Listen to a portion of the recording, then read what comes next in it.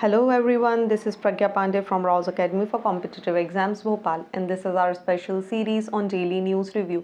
In our previous video I have asked few questions, so let's see their solution first. So the first question was, National Education Day is observed on, and correct answer for this question is 11th of November. Next question is, what is glyphosate? And correct answer for this question is, it is a herbicide that used to kill weeds. चलिए, so without wasting any time, let's see what is in the news. So this particular news is everywhere. देखिए हुआ क्या है, supreme court ने राजीव गांधी जो कि हमारे former prime minister रहे हैं, उनकी हत्या के जो आरोपी हैं, ठीक है, उनको रिलीज़ कर दिया है. ठीक है, अब ये खबर हर अखबार में चर्चा का विषय बनी हुई है, तो समझ लेते हैं कि आखिर यहाँ पर हुआ क्या है.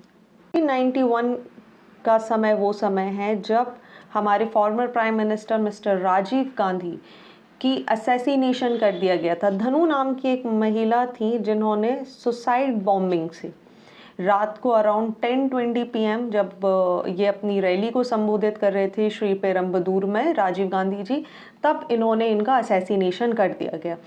अब हुआ क्या, इसका रिजल्ट ये हुआ कि बहुत सारे लोगों को पकड़ा गया और उन्हें लाइफ टाइम इम्प्रिजनमेंट दे दिया गया था, जिनके नाम आप यहाँ पर देख सकते हैं, एस नलिनी, संथाने, मुरुगन, रॉबर्ट पायस, ये सारे नाम. अब इनको क्या हुआ है, सुप्रीम कोर्ट ने अपने डिस्क्रिशनरी पावर का यूज़ करते हुए अंडर आर्टिकल 142 इन सभी को रिलीज़ कर दिया है. देखिए सुप्रीम कोर्ट का बोलना क्या है कि ये जो सारे कन्विक्ट्स हैं जो कि राजीव गांधी असैसिनेशन के लिए इनको जेल में रखा गया था, ये 3 डिकेड्स पूरे कर चुके हैं.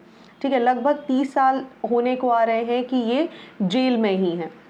चलिए, तो ये जो जजेस की बेंच है जिसमें शामिल थे जस्टिस BR गवाई एंड BV नागरनाथन, उन्होंने बोला है कि तमिलनाडु स्टेट कैबिनेट ने पहले भी रिकमेंड किया था कि इनका जो रिलीज़ है वो दे दिया जाए, और उन्होंने इस तरीके का अपना विचार गवर्नर के पास 2018 में भेजा, लेकिन गवर्नर ने उस पर कोई डिसीजन ना लेते हुए लगभग 2 साल के लिए इस केस को, इस फाइल को पेंडिंग रखा, और लगभग 2 और 2.5 साल बाद इसको इन्होंने प्रेसिडेंट के पास फॉरवर्ड किया.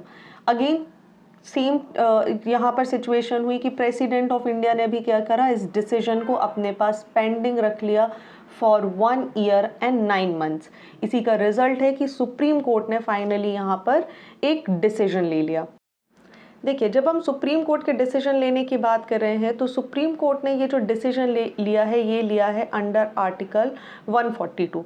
अब हम इसको कुछ इस तरीके से भी बोल सकते हैं कि आर्टिकल 142 ही है जो सुप्रीम कोर्ट को सुप्रीम बनाता है. ठीक है, क्योंकि ये सुप्रीम कोर्ट को अलाउ करता है, एक परमिशन देता है कि वो सामाजिक हित में अगर कोई डिसीजन उन्हें लेना है तो वो इसके तहत क्या कर सकते हैं, आर्टिकल 142 के तहत अपने डिस्क्रिशनरी पावर का यूज़ करके कोई भी डिसीजन सुना सकते हैं. देखिए, यही हम यहाँ पर बात कर रहे थे कि सुप्रीम कोर्ट जो उसके सामने कोई केस पेंडिंग है या कोई कॉज है या कोई भी किसी भी प्रकार का कोई मुद्दा है, ऐसे मामलों में कंप्लीट जस्टिस देने के लिए, पूर्ण न्याय देने के लिए सुप्रीम कोर्ट इस तरीके के डिसीजन यहाँ पर ले सकता है. Article 142 which provides for enforcement of decree and order of the Supreme Court and unless as to discovery etcetera.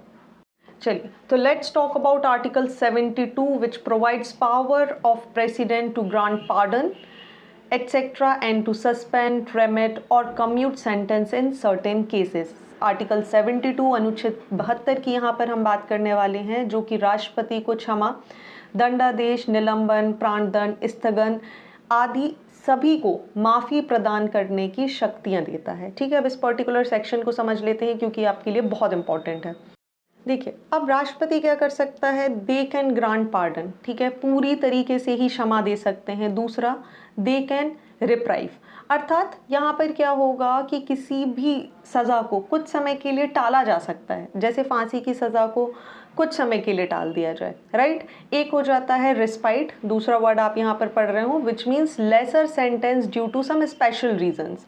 ठीक है, किसी भी विशेष परिस्थिति में, किसी भी रीज़न की वजह से, जैसे कोई डिसेबिलिटी हो सकती है, कोई महिला सज़ा के दौरान गर्भवती है या प्रेग्नेंट है, ऐसे समय पर इस पावर का यूज़ किया जाता है. नेक्स्ट आ जाता है रेमिशन। रेमिशन में क्या होता है, किसी भी सज़ा की मतलब दंड की अवधि को कम किया जा सकता है। फॉर एग्जांपल किसी को 2 वर्ष का कारावास हुआ है, 2 साल की सज़ा सुनाई गई है, तो उसको 1 वर्ष के कारावास में कन्वर्ट किया जा सकता है। इस तरीके का कैरेक्टर यहाँ पर शामिल है। नेक्स्ट हमारे सामने है कम्यूट, या जिसे हम हिंदी में बोलते हैं लघुकरण।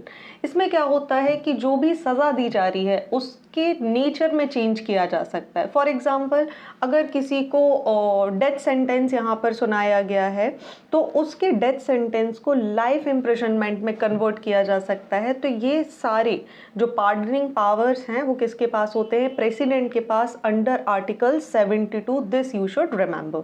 चलिए नेक्स्ट बात कर लेते हैं आर्टिकल 161 की। So article 161 also provides power of governor to grant pardons et cetera and to suspend, remit और commute sentence in certain cases. ठीक है, तो क्षमा करना, लघुकरण करना, परिहार करना, विराम करना या प्रविलंबन करना, ये सारी शक्तियों के बारे में गवर्नर की हमें कहाँ देखने मिलता है, आर्टिकल 161। ठीक है, अब यहाँ पर देखिए एक बहुत बड़ा डिफरेंस आ जाता है कि जब हम बात करते हैं प्रेसिडेंट के पार्डनिंग पावर के बारे में और गवर्नर के पार्डनिंग पावर के बारे में, तो प्रेसिडेंट का जो पार्डनिंग पावर है ये इससे ज़्यादा स्ट्रॉन्गर होता है। क्यों? क्योंकि पहली बात तो आप याद रखेंगे कि कोर्ट मार्शल के तहत सज़ा की माफ़ी गवर्नर नहीं दे सकता। ठीक है, जो राइट किसके पास है, प्रेसिडेंट के पास है। दूसरा मृत्युदंड या डेथ सेंटेंस के केस में भी क्या होता है कि गवर्नर क्षमादान नहीं दे सकता, अपने पार्डनिंग पावर का यूज़ नहीं कर सकता क्योंकि उनके पास इस तरीके की पावर नहीं होती है। लेकिन इसी के ऑपोजिट अगर हम बात करें तो प्रेसिडेंट इन दोनों केसेस में अपने पार्डनिंग पावर का इस्तेमाल कर सकता है। You should also keep this thing in mind कि whether we are talking about pardoning power of president or pardoning power of governor, they both are bound by the advice of cabinet in such cases. Next article की तरफ move करने से पहले मेरा आपके लिए एक सवाल है, आप मुझे बताएंगे 74 क्लॉज 1 का रिलेशन किससे है। ऑल राइट, चलिए so moving on to the next news. This particular news is talking about where Pradhan Mantri Shri Narendra Modi says that Bangalore city will be developed the way Kempe Gowda wanted it to be। ठीक है, जैसा उन्होंने सोचा था, जैसा उन्होंने विचार किया था, बिल्कुल उसी तरीके से बेंगलुरु जो कि कर्नाटका की राजधानी है उसको डेवलप किया जाएगा। अब देखिए यहाँ पर हुआ क्या है, प्रधानमंत्री नरेंद्र मोदी जी ने यहाँ पर जो इनकी 108 फीट टॉल ब्रॉन्ज स्टैचू है उसको यहाँ पर अनवील किया है। साथ ही इन्होंने क्या बोला है कि इस स्टैचू का नाम हमने क्या रख दिया है, स्टैचू ऑफ प्रॉस्पेरिटी। आप ये याद रखेंगे, आपके लिए इंपॉर्टेंट है। पहले तो इसकी हाइट कितनी है, 108 फीट। साथ ही इसका नाम क्या है, स्टैचू ऑफ प्रॉस्पेरिटी। अब देखिए ये जिस स्टैचू की हम यहाँ पर बात कर रहे हैं, जो आप देख पा रहे हैं, ये 98 टन ब्रॉन्ज और 120 टन स्टील से मिलकर बनी है।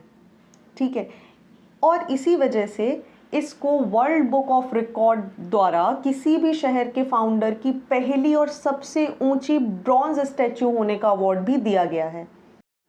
चलिए तो अब देख लेते हैं जिन्नाथ प्रभु कैंपेगौड़ा के बारे में यहाँ पर बात की जा रही है, ये आखिर है कौन। तो देखिए 16वीं शताब्दी या 16th सेंचुरी में बेंगलुरु के फाउंडर के रूप में इन्हें जाना जाता है। ठीक है, जो इनका विजन था उसी का रीज़न है कि आज हमारे सामने क्या बना है, बेंगलुरु सिटी हमें देखने मिलती है। अगर हम बात करें थोड़े से इतिहास की तो विजयनगर के ये एक मुखिया थे, एक सरदार हुआ करते थे। देखिए तो यहाँ पर हो क्या रहा है कि कैंपेगौड़ा को ये जो शहर है ना, इसको बनाने का जो विचार ही है, जो थॉट आया था, वो ये एक बार शिवना समुद्र की तरफ शिकार करने के लिए जा रहे थे और उसी टाइम इनके दिमाग में यह आइडिया आया कि यहाँ पर टैंक्स होने चाहिए, मंदिर होना चाहिए, एक शहर का एक स्ट्रक्चर होना चाहिए। तो इसके लिए इन्होंने क्या किया, अपनी टेरिटरी को मार्क किया by erecting towers in 4 corners of the proposed city. Later on जो विजयनगर के उस समय के शासक थे अच्युत राय, उनसे इन्होंने परमिशन ली और परमिशन लेने के बाद यहाँ पर इन्होंने फोर्ट को इस्टेब्लिश किया अराउंड 1537। ये आप याद रखेंगे, 1537 में इन्होंने बेंगलुरु फोर्ट और टाउन को यहाँ पर इस्टेब्लिश किया था।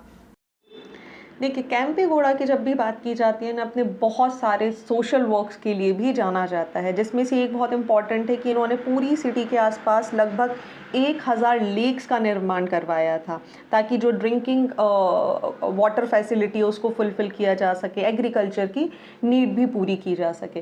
देखिए इसी के अलावा एक बहुत ही इम्पॉर्टेंट फैक्ट है जो आप याद रखेंगे, दैट इज़ बंदी। ठीक है, आप चाहें तो इसको नोट कर सकते कहीं, देवारू।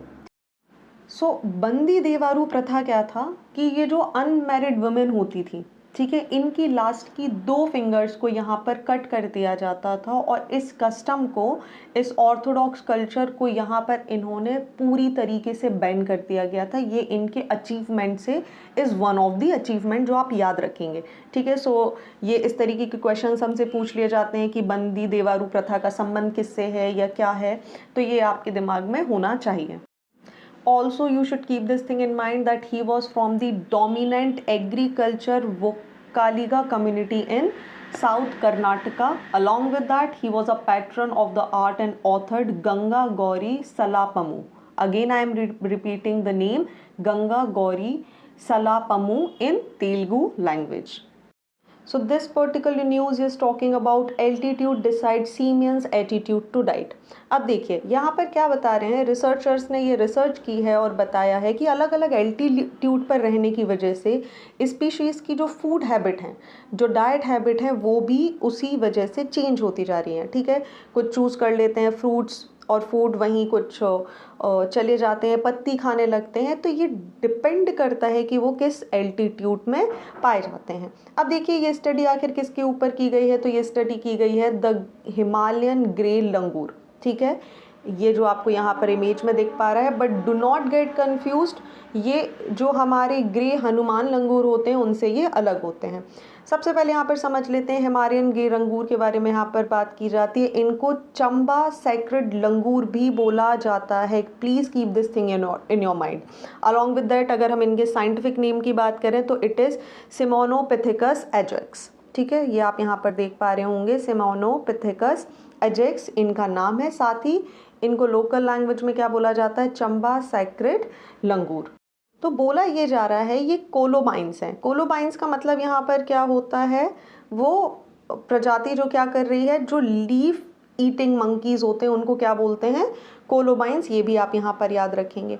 तो उन्होंने क्या बोला कि ये जो एंडेंजर्ड स्पीशी है, ठीक है, अगर हम वर्ल्ड के कॉन्टेक्स्ट में यहाँ पर बात करें तो IUCN की 2004 की लिस्ट के हिसाब से इन्हें एंडेंजर्ड कैटेगरी में डाला गया था, बट इसको रिवाइज़ किया गया है और रिवाइज्ड क्रेडिट के हिसाब से इनको क्रिटिकली एंडेंजर्ड कैटेगरी में डाला गया है।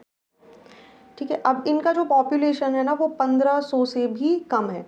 देखिए हुआ क्या है, रिसर्चर्स ने काला टॉप खज्जार वाइल्ड लाइफ सेंचुरी जो कि हिमाचल प्रदेश में है, वहाँ पर एक रिसर्च करी। एक रिसर्च इस तरीके से करी कि इन्होंने 2 ग्रुप्स देखे। ठीक है, क्या किया, पहला एक जो ग्रुप था ये इसको किस एल्टीट्यूड पर यहाँ पर देखा, 2396 हाइट, और दूसरा था जो कि खज्जर फॉरेस्ट में रहते थे हिमालयन ग्रे लंगूर, जो कितना एल्टीट्यूड पे था, 2188 मीटर्स। ठीक है, और इन दोनों की अगर हम हाइट का डिफरेंस की बात करें तो 208 मीटर का डिफरेंस था, है ना। देखिए रिसर्चर्स ने क्या पाया यहाँ पर कि जो लैटिट्यूडनल गैप था इसकी वजह से बहुत ज़्यादा डिफरेंस हमें देखने के लिए मिला। रादर कि ये एक ही ग्रुप से बिलोंग करते थे, एक ही कैटेगरी से हैं, एक ही जीनस से बिलोंग करते हैं, but still there is a huge difference they have witness.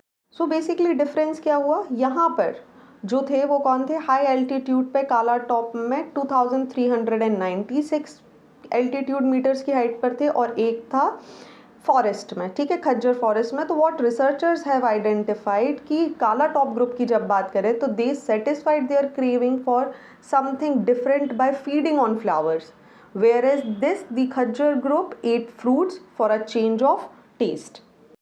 Along with that, they have mentioned that flowers and fruits constituted 11.11 and 15.49% of the diet of these two groups. Respectively, the preference for the fruits of flower also may depend upon the differences in the distribution. ठीक है, कि height कितनी है, availability of plant क्या है, इस सब के ऊपर डिपेंड करेगा कि इनकी फूड हैबिट या इनकी डाइट कैसी है। बट उसमें भी मेजर डिफरेंस हमें किसकी वजह से देखने के लिए मिला है, that is because of altitude. तो ये इस पर्टिकुलर सेक्शन का क्रक्स था। चलिए, इसके अलावा अब आप इस पर्टिकुलर सेक्शन में से क्या चीज़ों का यूज़ कर सकते हैं, तो देखिए बायोडाइवर्सिटी में आप इसका एग्जांपल दे सकते हैं, ठीक है। वैसे ही आपसे कुछ क्वेश्चन पूछे जाते हैं, what are the factors responsible for human animal conflict, तब भी आप इस तरीके के आंसर्स का यहाँ पर यूज़ कर सकते हैं। अब देखिए ये जो लंगूर हैं ये हमारे लिए क्यों इम्पॉर्टेंट हो जाते हैं, क्योंकि ये किसी भी जगह की बायोडाइवर्सिटी को बहुत अच्छे से बताते हैं। ऑलराइट, जैसे भाई लंगूर बैठा है, उसने कोई फल खाया, उसने एक बीज को यहाँ फेंक दिया, वहाँ फेंक दिया, तो ये पॉलिनेटर का काम बहुत अच्छे से करते हैं। साथ ही फॉरेस्ट रीजनरेशन में भी इनका बहुत बड़ा योगदान होता है, या सीड डिस्पर्स, जो कि अभी मैंने आपको समझाया। उसके अलावा वैसे कौन से रीजंस हो जाते हैं जिसकी वजह से जो इनकी पॉपुलेशन है हमें लगातार डिक्लाइन होती हुई दिख रही है, तो पहले तो वायरस और बैक्टीरिया, कुछ नेचुरल रीजंस भी हो सकते हैं। Second, human encroachment, over grazing, buildings का बनाना, फॉरेस्ट को पूरी तरीके से रिप्लेस कर देना। भाई फॉरेस्ट ही रिप्लेस हो जाएगा तो फूड की अवेलेबिलिटी भी तो यहाँ पर ख़त्म हो जाएगी इनके लिए। ऑलराइट, उसके अलावा आप बहुत सारे ऐसे रीज़न्स हैं जो आप मेंशन कर सकते हैं। आपको क्या लगता है कि क्या ऐसे पॉसिबल रीज़न्स हैं जिनकी वजह से हमें इनकी पॉपुलेशन में लगातार डिक्लाइन देखने को मिल रहा है, आप मुझे कमेंट सेक्शन में बता सकते हैं। चलिए, so it's time for current oriented one liners.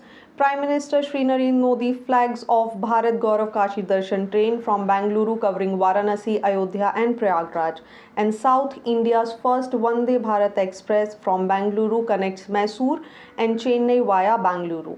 12th November is observed as World Pneumonia Day. The Unique Identification Card Authority of India, launched in 2009, has been issuing 12-digit Aadhaar card to the people. The central government has made it mandatory to update Aadhaar biometric information and details every 10 years. Neeraj Chopra is appointed as the Friendship Ambassador of Switzerland.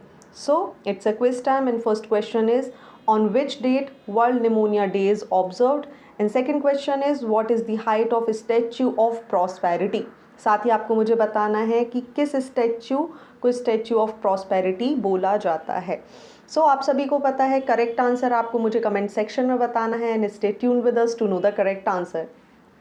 आज के लिए इतना ही। Join our batches for UPSC, MPPSC, civil services examination. We have entirely dedicated faculty for both the exams. So thank you for watching this video. Do not forget to hit like button, comment your valuable feedback, and also press the subscribe button to never miss any update. Please follow us on Instagram and Facebook. Links are given below in the description box. Thank you and see you tomorrow.